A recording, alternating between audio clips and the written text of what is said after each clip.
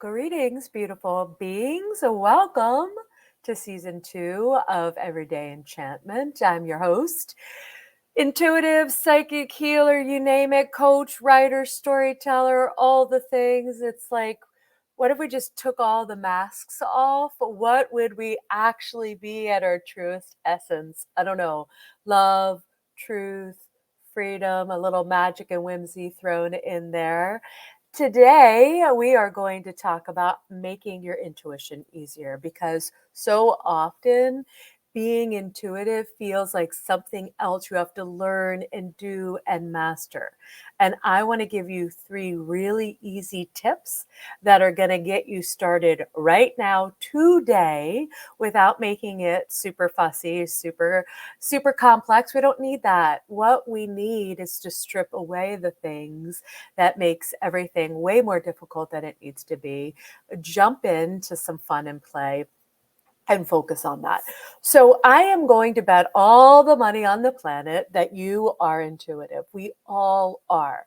What it looks like for you is very different than what it probably looks like for me. So this idea that you need to read all the books and do it a certain way, ditch it. Throw it out, let it go.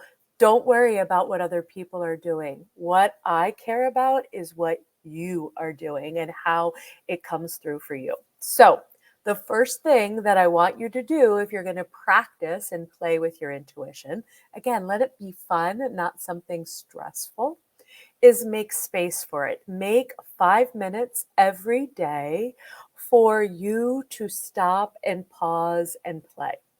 So if you have a little longer, you can always extend it out. I think 5 minutes to me is doable almost in almost anybody's schedule and in almost any way. So 5 minutes where, again, you're not trying to meditate or call in things. Maybe you're asking, maybe you're listening. You're kind of padding that space with openness. And again, 5 minutes can feel like a long time if you're not used to it. So you could ask yourself, okay, if my intuition were sitting across the table from me, enjoying a beautiful cup of coffee right now, what would they be saying to me? And that is a nice way to open up the conversation. If I were thinking about my biggest question right now, what would I ask wisdom, my soul? What would I want to know? What's the next thing? Not all the things, it's 5 minutes. What is the next thing I really, really want to know and embody? So, again, let this be a practice. I've talked about intuitive anchoring and practicing before. Make it fun and tag it to something you're already doing. So, every day, if you sit down and eat breakfast, then after that, before you go to the next thing, you take 5 minutes. You could be driving in your car somewhere every day and carve out a little time. You could put your favorite song on and again, open up that channel like you're having conversation. Make it so that it feels comfortable for you. Don't make it like anybody else's process. Okay, that's tip number 1. Tip number 2, which is at the crux, I think, of all intuitive practices and strengthening and expanding everything that we already have within us, is trusting ourselves. Now, again, how do you trust? How do you strengthen that muscle? You practice it. You don't have to get it perfect. You are always going to say to yourself, ooh, if I trusted myself completely, because you can say if, what feels really true? Like, what do I know that I don't quite have like evidence for, right? If I were just putting it out there and nothing was too wild, so many people use the word crazy, which I do not love, but that is a tag, right? Well, this sounds crazy, but see how we do all of that sideways and back ways to kind of undermine our own intuitive authority there. I don't love that word. However, when it pops up, might be the thing to be like, ooh, what if it's not actually crazy, wrong, fill in the blank, whatever else that comes through? This is actually more my natural state. So the more I trust myself to come back into that state, the more I anchor into a belief that my intuition always is wanting what is best for me in a moment. Now, that doesn't mean we know exactly what best means, but it's always guiding, loving me, supporting me in the best possible ways. And so I can trust it and I can trust myself. So if you are somebody who likes to work out and you've ever tried a bicep curl, you're probably not going to start with, I don't know, 25, 30 pounds and do a curl. You're going to start and meet yourself where you are. So if you said, how much on a scale of 1 to 10 do I trust my intuition? If you're at like a 3, I'm not asking you to skip to an 8. So what would it be like to trust yourself to go from a 3 to a 3.5? 3 to a 4. What does that look like? A little stretch of trust. I don't know the answer for you, but I would love for you to share that with me when you ask yourself that question. When you are willing, again, to be slightly uncomfortable, because trust is asking us to step into the realms of the world where it's not as clear, right? We don't have all the rational data and evidence backing us up. And yet, that is such a small part of how we're meant to be living on the planet. And we've made it such a big deal. So, this is a shift. So, you're going to shift a little bit and doing that at your own pace and rhythm. All right. Third thing, these all go hand in hand, is I want you to start playing with your intuition. Like, again, you're strengthening that muscle by doing it in places where there's not a lot at stake.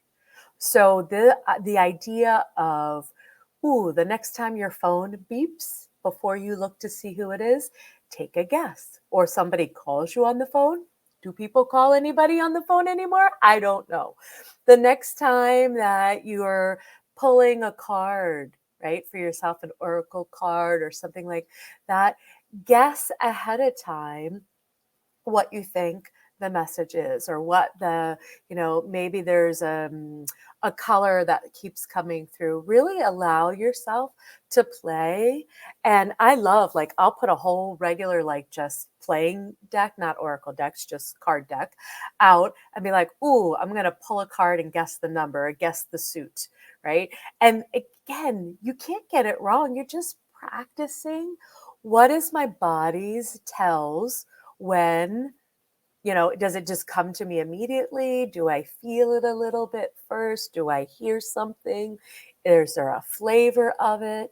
You're getting to know, right? You're dating your intuition. You're getting to know them on a more intimate basis. So the idea to me is when you can play with it, where there is less like pressure around getting it right, the more I think your whole being will be relaxed and you'll be able to play with that in some fun ways. I do it all the time. I will put a message out. I'll be like, oh, I really want to talk to this particular friend, or I really want to see this particular whatever it is. Maybe I even call like, oh, I'm really in the market for a new notebook and I want a really large notebook. I did this years ago, and then I showed up at a coffee date with a friend and she goes, oh, I got you a gift, this beautiful, huge notebook.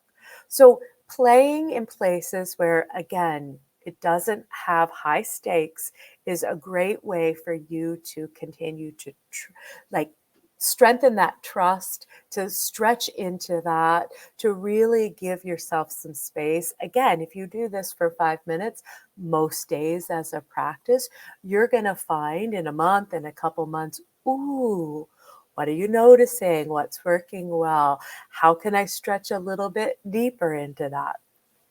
All right. Tell me what you think about this. What is easy for you when you're working with your intuition? What's difficult? If you're not sure, pop over to my Facebook group, Everyday Enchantment. We're talking about this stuff all the time, and you can chat with me anytime in that space. Now, something that I want to drill down or like come down to the essence. I want you to think of one thing that you're pulling away or taking away from these 10 minutes that we just spent together? What's the one thing that's most important that you heard me say that resonated, it had a little bell in your head or your heart?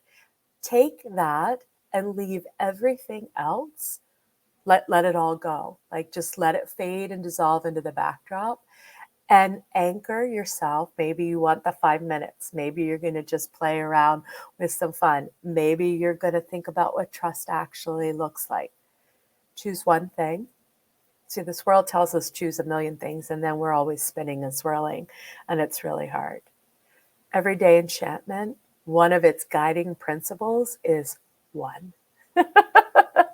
Coach with me, and I'm going to ask you, what's the one thing?